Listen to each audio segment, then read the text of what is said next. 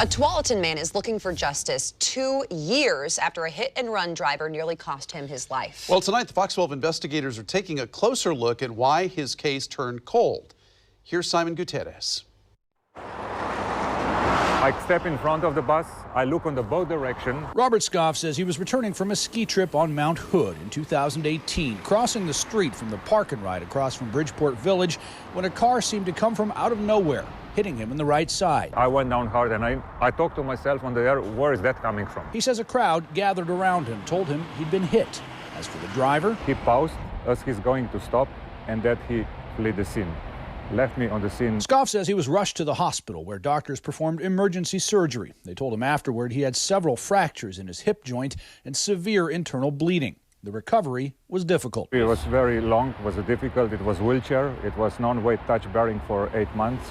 It was a rehab center. Nearly 2 years later, a spokesperson for the police department tells us the case is currently inactive because of a lack of information about the suspect.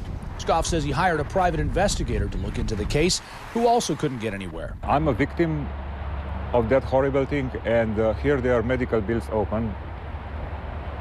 And guess what? Who's paying those medical bills? I pay. This is actually the second time Scoff has been injured in a hit and run. 10 years ago, a man hit him while Scoff was riding his bike and left him at the scene.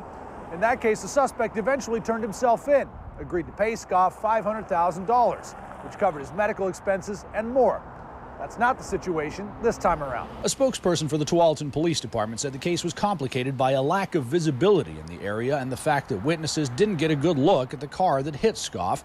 In a statement over the phone, she said, quote, "We've exhausted all our efforts on our part. We're just running into a dead end. We have no further leads to follow up on." As for Scoff, his only hope is that someone who knows the suspect, or the suspect themselves, finally comes forward. I will have emotional pain and physical pain for the rest of my life. What were you thinking at that time? You done, and why didn't you stop?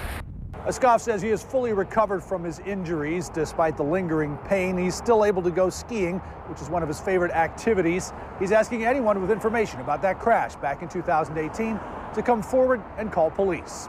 In Tualatin, Simon Gutierrez, Fox 12 Oregon.